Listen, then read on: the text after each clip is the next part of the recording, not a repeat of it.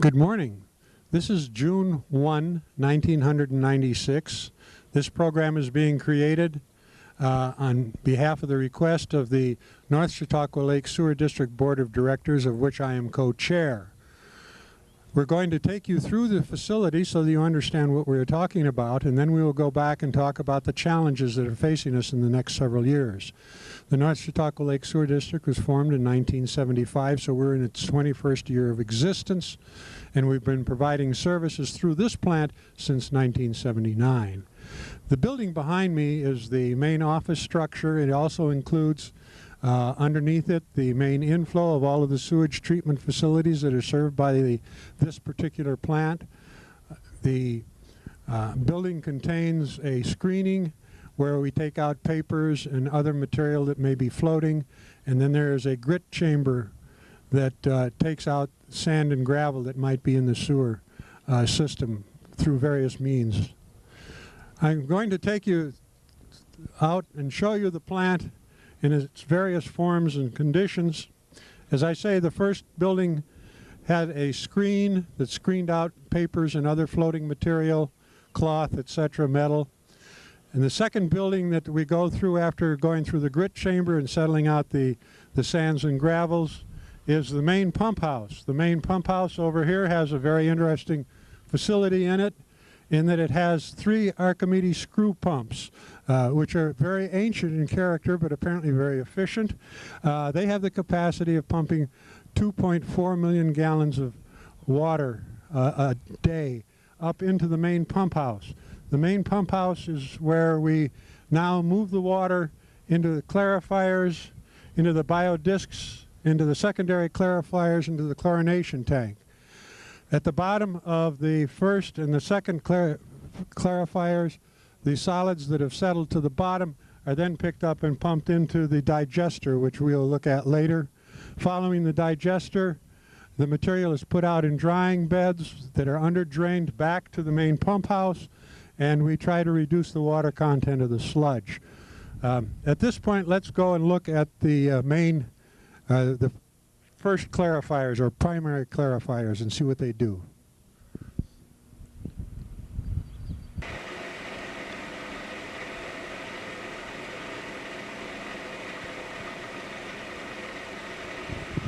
We're standing, I am standing between the 2 primary clarifiers in which the water has been pumped up through the Archimedes screws into the main pump house, and the reason for the elevation is that the rest of the treatment is done by gravity flow. These tanks are 25 or 30 feet in diameter. They are 10 feet deep, and their main function is to get rid of the material that is in the water, that you have put in the water when you flush the toilet or put something down the incinerator. And these are, you can see a skimmer slowly but surely going around and taking the surface material off, but the flow through this part of the system is slow enough that many of the solids settle out. In a secondary treatment plant, they estimate that about 85% of all of the solids that enter the plant are settled out. The rest of them are so fine that the cost to get the remainder of them out would be extremely expensive. But the purpose of the clarifiers, the primary clarifiers, is to take out the majority of the solids that are in the sewage. They are then pumped up to the sludge digesters that we will look at later. I want to take you down the water flow system. The next thing that we're going to look at is the Rotary biological contact stations, where some 6 acres of surface area loaded with bacteria are working for us in digesting the material that is in suspension or possibly in chemical solution in the sewage. We are looking back at the primary clarifiers and the pump house. All of the material that is now left in the water stream is brought to the Rotary biological contact discs, where biological organisms play a role in our sewage treatment process. This particular structure that is right behind me is the distribution system for the biological rotating discs. And would like you to take a look at what these discs look like. We'll kind of get into the plant here a little bit, see if the sunshine doesn't bother us. There are 3 of these systems that are rotating. Biological organisms are allowed to grow on the discs. There's an equivalent of 6 acres of disc surface that helps us with these organisms as they digest the material that is still in the sewage treatment stream. From here, we go to the secondary secondary clarifiers. The rotary disc system, eventually the material sloughs off of the discs, goes to the bottom of the tank, and goes into the secondary clarifiers. We'll now go to the secondary clarifiers.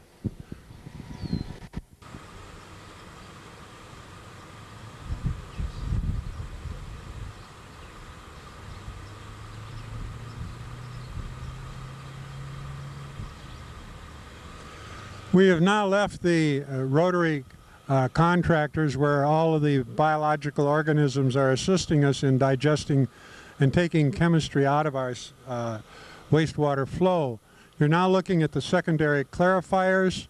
The secondary clarifiers are similar to the primary clarifiers. The one thing that they do, their major role, is picking up the material that is sloughed off the rotary discs. Again, this facility, as you look at the plant and the rotary discs and the clarifiers, you're looking at a plant that was designed to handle 500,000 gallons of sewage per day. Sometimes we've had peak flows running through the plant of over 2 million gallons per day, and that's one of the challenges that faces us, as well as the capacity of the plant. Behind me is the final treatment process of the water stream, and this is the chlorinator, in which chlorine is added to the effluent at the rate of flow to destroy any living organisms that are still in the water stream.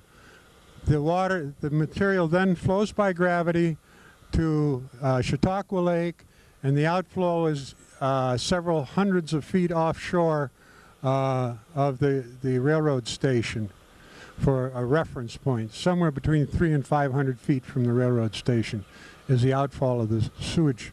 And what we have done basically is we've removed all of the biological harm that we can deal with, and we've taken out 85% of the solids and taken those to the digestion system, and that's where we're going to go next, is to look at the digesting process and how we get rid of all of the solids that come into the plant.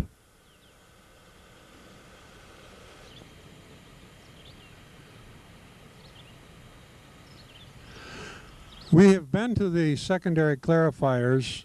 We now are going to look at what happens to the material that goes to the bottom of the clarifiers and the bottom of other systems in the plant. And find out what happens to that. The sludge in the bottom of the secondary clarifiers and the primary clarifiers all is pumped back to the main pump house.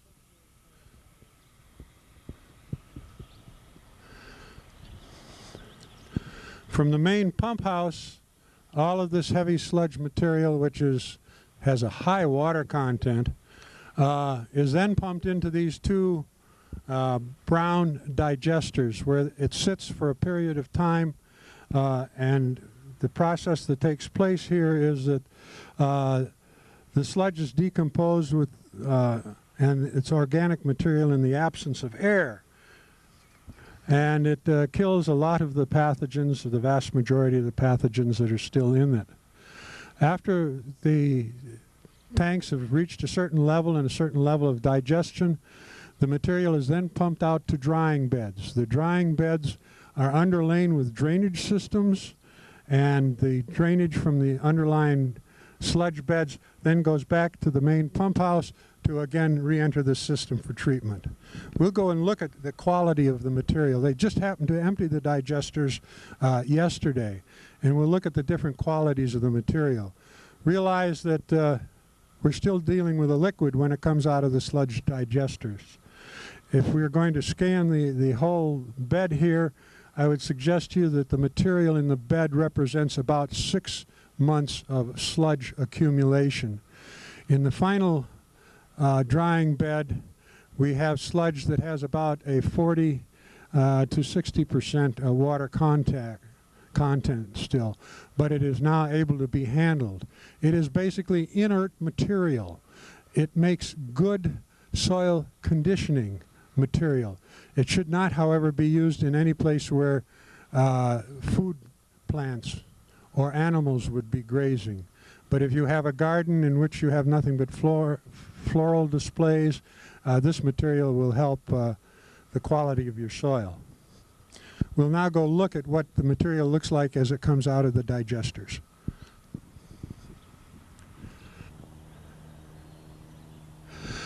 We have now left the sludge digesters, and we're looking at the sludge drying beds where the material from the digesters has been pumped. These are constructed as filters. They have under drains, and the under drains take the water back to the primary pump house, and it again re-enters the cleaning process that goes on in this facility. The bed in front of you that you are now looking at was drawn off yesterday.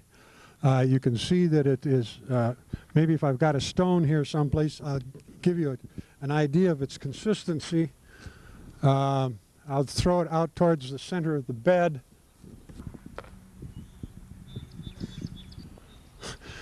It's just not quite chocolate pudding in its consistency before it begins to solidify.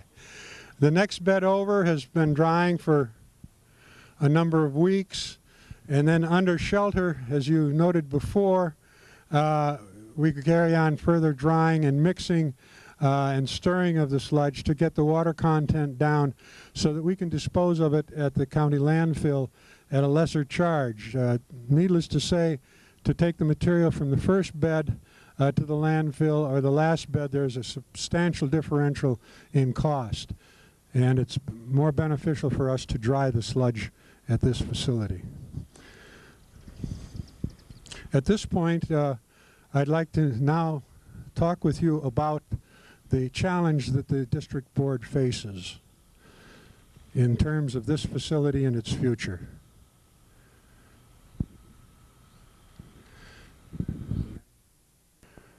We are now going to look at the challenge for the North Chautauqua Lake Sewer District plant.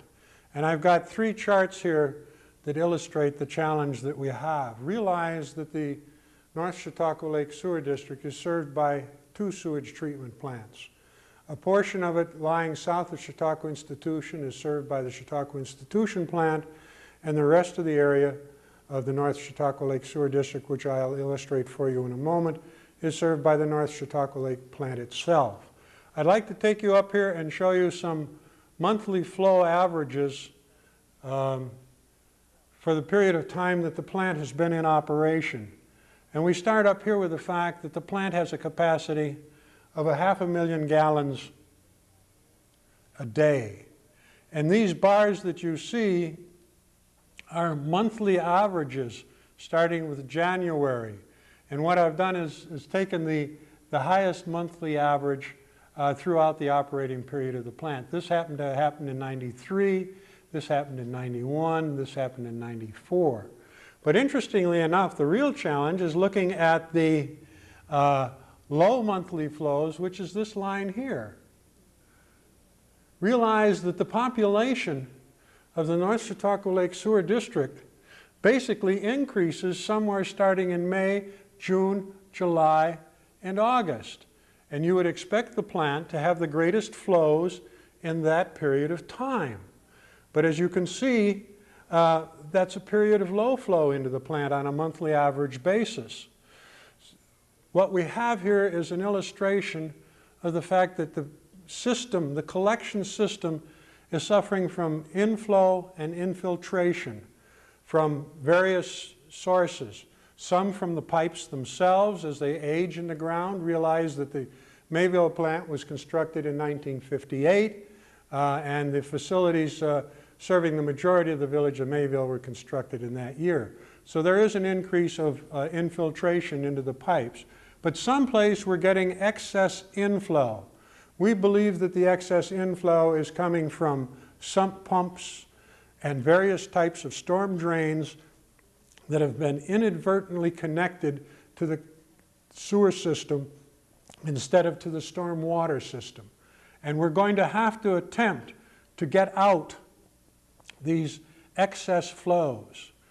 Now I want to show you what happens on a particular week. I'm going to take you to the week of April 23rd through 30th and show you what happened at the plant that particular week. The chart was put on at 8 o'clock on the Tuesday, and the chart runs around this way. And you can see that the plant was exceeding the flow, the maximum flow that the plant is licensed to serve is this flow right in this area here. But you can see we're off the charts. We're at 1.6 million gallons of flow through Tuesday, and you can see what happens on Wednesday and on Thursday and on Friday. Now what happened in this particular period of time is that we got over 2 inches of rain. And so we're reflecting a lot of inflow and infiltration in the system. And as the rain dropped off and the inflow and infiltration decreased, we got back to this point. But notice, in this particular week, we didn't spend much time below the maximum capacity of the plant as far as its license is concerned. I then take you back to show you what spike storms can do. This happens to be in July of 1992, and on these 2 particular days, we had fierce storms of about a ½ inch of rain that happened very rapidly. But here you can see the capacity line on this chart. Now realize that this chart displays out to 2.5 million gallons. It is not the same scale as this chart. But we have this challenge of getting rid of the excess capacity, which we believe in most instances is inflow infiltration. Sump pumps in the draining the basement, instead of going into a stormwater drain or out onto the lawn, are going into the sewage treatment plant. It may be that there are some cross connections someplace. We don't know. There was smoke testing done a number of years ago, and a lot of connections were corrected. But we need, again, to look at how people are treating the storm water, not only at their homes, but at their businesses, at the county courthouse, at the school. We're going to reinvestigate all of those possibilities, because we'd like to get so that our plant is functioning continuously back under the 5 million gallon, or 0.5 million gallons a day flow. Realize that that's impossible, but it's one of the things that we've got to do in order to maintain our license. The next thing that happens as we continue to grow in the village of Mayville in the North Chautauqua Lake Sewer District is we've got to look at whether or not we should increase the capacity of this plant out. As it was originally designed, the plant grounds and layout are set so that we can add another 250,000 gallons of daily flow in the plant. I would like to take you over and show you an aerial photograph of the area that is served by the North Chautauqua Lake Sewer District plant that is located in Mayville. We can swing slowly over here to the aerial photography. We'll start up here in the corner. The North Chautauqua Lake Sewer District plant at Mayville starts its service at Galloway Road, comes down through the big inlet complex, goes down past where the Sea Lion was built, and comes down Wayland Street and into the village. All of the corporate area of the village is served except for outlying homes that are too distant to make it economically feasible to serve them. We come down this area, and for focus, this is the Kling's facility, down past Webb's, down what used to be the Ames store and is now our new printing facility, down past the Boy Scout camp, on down past Wamita, and all the way down to Shaw's Laundry and the high school and the grade school north of Chautauqua Institution. So this whole area is the area that is being served, 500 feet west of the center line of this particular road. And the vast majority of the village, and then out in this direction. And we've got to eliminate from that total area as much of the storm water drainage as we can and put it into the stormwater drain system instead of putting it into the sanitary sewer system. I'm going to sit down here now and throw a bunch of numbers at you and see what we can do with them. I did a land use study of the village of Mayville and the area that is tributary to the Mayville sewage treatment plant, and found that from 1975 through 1995, the total single residence development added 117 homes. What does that mean? Well, when you design a sewage treatment plant, you figure that a family or a person, on an average across the whole community, uses 100 gallons of water a day. So what number do we use when we talk about a household increase of 117? Well, I looked at the census.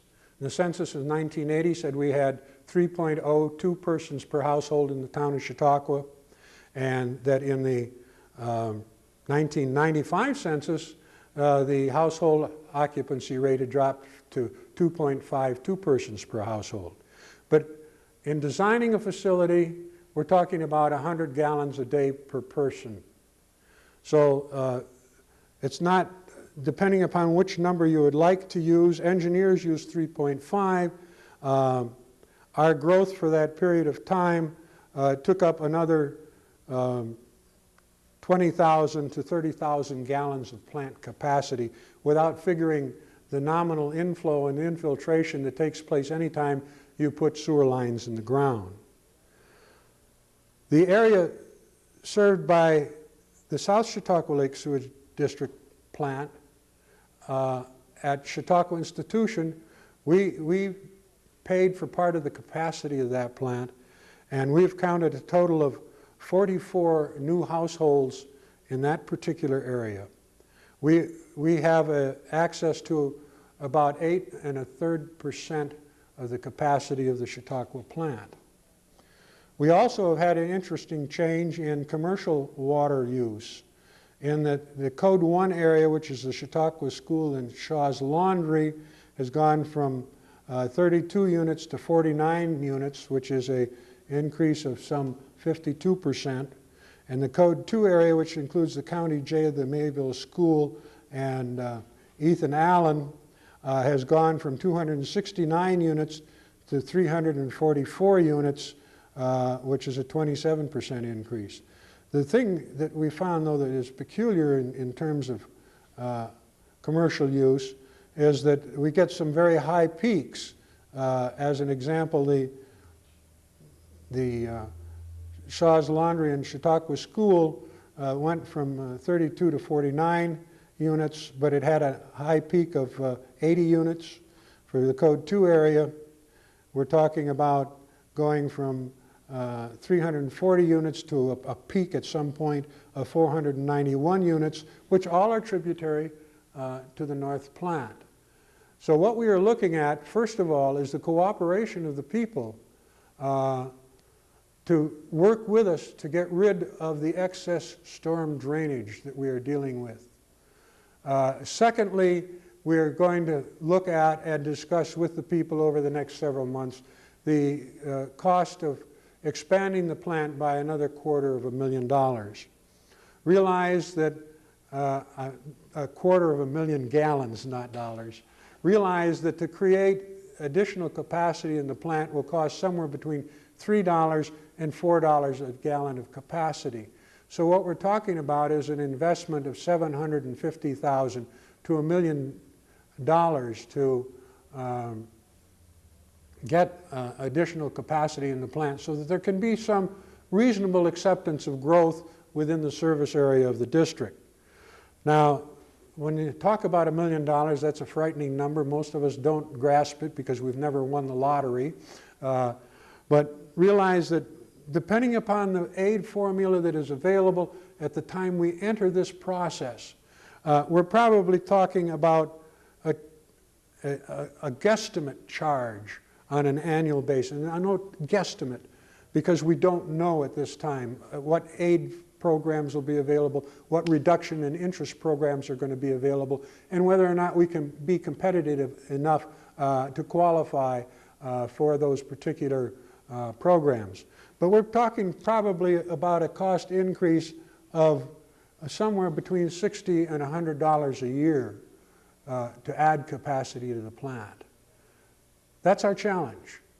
This is the opening discussion with the public. We will be carrying on notices in the paper and letters in the paper, and we will be, as we solidify and focus more on what the solution to our problems are, we will be carrying on public meetings so that the public can participate in the process. Realize that the Board of Directors of the North Chautauqua Lake Sewer District take this challenge very seriously on the 21st anniversary of the formation of the district.